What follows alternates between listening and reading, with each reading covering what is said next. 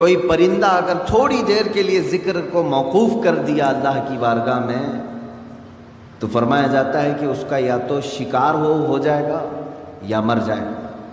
درخت اگر ذکر الہی سے تھوڑی دیر کے لیے غافل ہو جائے تو درخت وہ سوکھ جائے گا یا جل جائے گا یا ختم ہو جائے گا، لیکن انسان برسا برس بھی ذکر نہ کر کے اس زمین پر جی رہا ہے، یہ اس کی رحمت کاملہ۔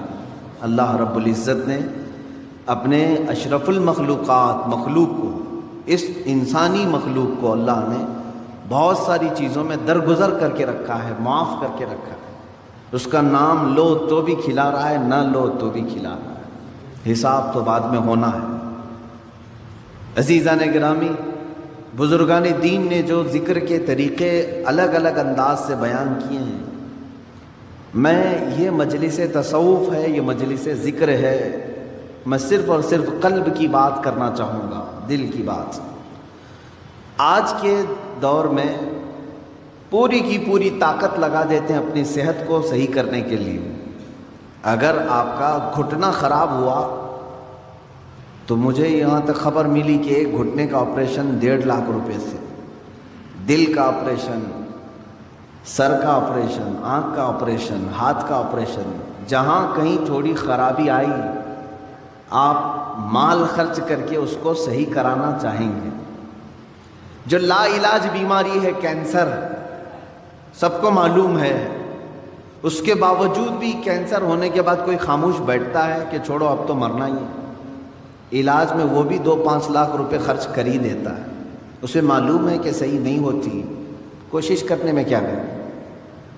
کتنی حیرت کی بات ہے کہ یہ بیماریاں جو جسم کو لگی ہیں، ان کو صحیح کرنے کے لیے مال بھی خرچ کرتے ہیں، وقت بھی خرچ کرتے ہیں، لیکن جو گناہوں کی بیماری دل میں لگی ہوتی ہے اس کے علاج کے لیے کوئی بندہ کوشش بھی نہیں کرتا۔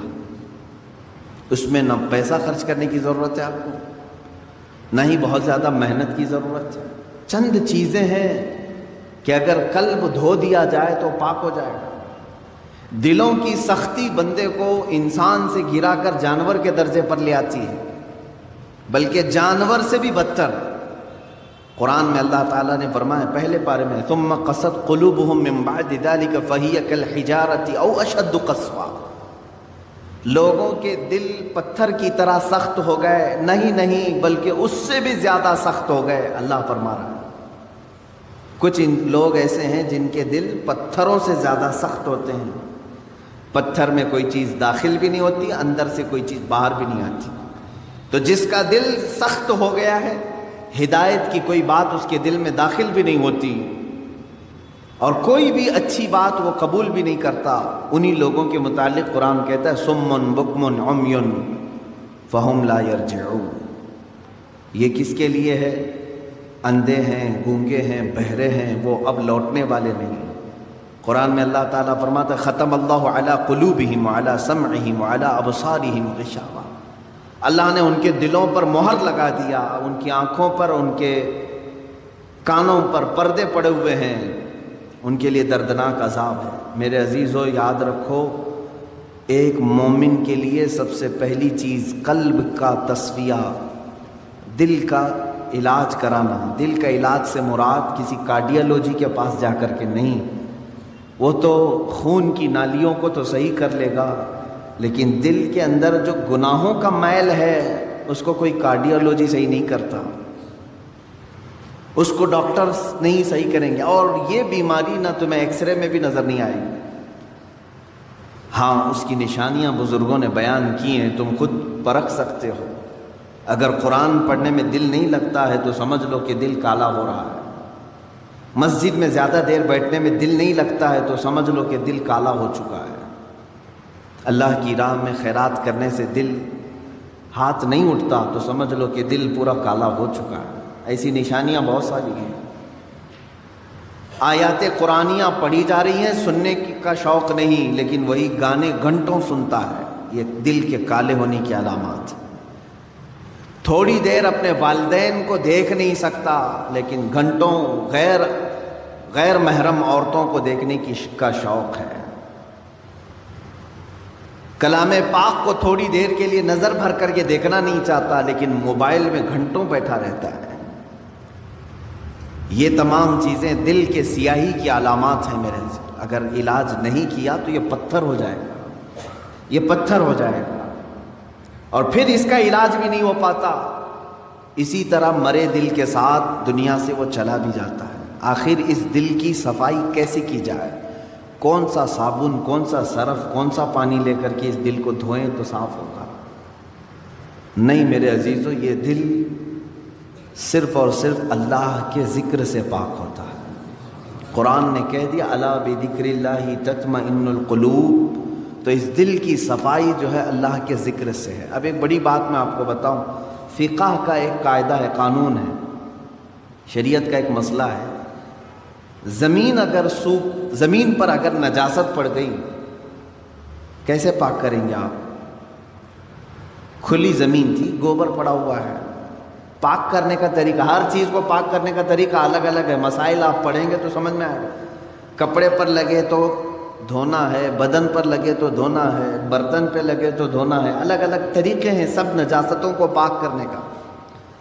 کپڑے پر اگر نجاست لگی ہے تو 3 مرتبہ دھونا ہے آپ کو۔ کوئی غلیظ نجاست لگ گئی تو، نجاست کی بھی 2 قسمیں ہیں، خفیف اور غلیظ۔ غلیظ کا مطلب جیسے پیشاب، پاخانے وغیرہ، خفیف کا مطلب حلال پرندوں کی میٹ وغیرہ۔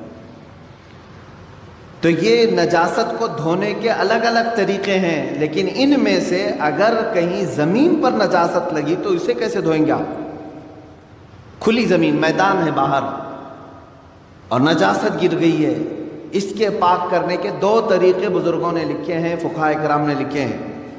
پہلا طریقہ یہ ہے کہ بارش اتنی آ جائے کہ نجاست بہہ جائے، بارش اتنی آ جائے، توجہ ہے نا، زمین کے پاک ہونے کے 2 طریقے ہیں۔ بارش اتنی آ جائے کہ نجاست وہ بہہ کے چلی جائے۔ دوسرا طریقہ ہے یا تو دھوپ اتنی زیادہ پڑ جائے کہ وہ نجاست سوکھ کر کے ختم ہو جائے، وہ زمین پاک ہو گئی۔ یا تو بارش سے زمین پاک ہوگی یا تو دھوپ سے زمین پاک ہوگی۔ یہ 2 قاعدے ہیں شریعت کے۔ نجاست یا تو بہہ کے چلی جائے یا سوکھ کر کے چلی جائے، سوکھ کر کے جب ختم ہو گئی تو وہ زمین پاک ہو گئی۔ اب آئیے میں یہ بات کیوں بتا رہا ہوں؟ مشہور صوفیہ اکرام نے فرمایا اے بندے، اسی طرح تیرے دل کی جو زمین ہے اس پہ اگر گناہوں کی نجاست لگ جائے تو اسے بھی دھونے کے 2 طریقے ہیں، اسے پاک کرنے کے 2 طریقے ہیں۔ جس طرح زمین بارش کے برسنے سے پاک ہو جاتی ہے، اسی طرح تیرے دل کی زمین اللہ کے ذکر سے پاک ہوگی۔ اللہ کا ذکر برسات ہے، یہ بارش ہے، قرآن کی تلاوت بارش ہے۔ جیسے ہی بندہ ذکر کرنے لگتا ہے اس کے قلب پر اللہ کی انوار برسنا شروع ہو جاتے ہیں، وہ نجاست بہہ کے چلی جائے گی۔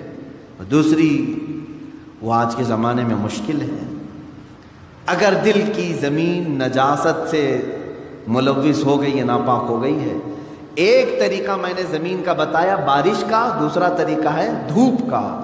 دل کی نجاست کو دھونے کے لیے ایک ذکر الہی کی برسات، یا تو پھر شیخ کامل کی نگاہوں کی گرمی سے،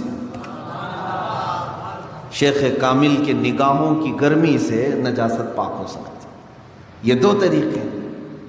شیخ کامل کا حصول معمولی بات نہیں ہے، اس میں برسا برس لوگ تلاش میں لگانا چاہیے، لیکن یہاں تو آج حال یہ ہے کہ کہیں سے کوئی بھٹک کے پیر میرے گھر آ جائے میں اس کا دامن پکڑ لوں گا۔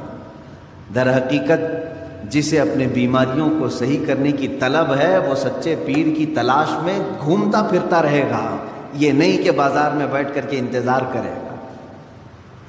اسے تو ڈھونڈتے رہنا چاہیے کنٹینیو کہ کہیں مجھے شیخ کامل ملے جو میرے دل کے مرض کا علاج کرے، جس کے پاس بیٹھوں تو مجھے گناہوں سے نفرت پیدا ہو جائے اور میرے دل کے اندر گناہوں کی جو نجاست ہے اس کی نگاہوں کی گرمی سے دھل جائے۔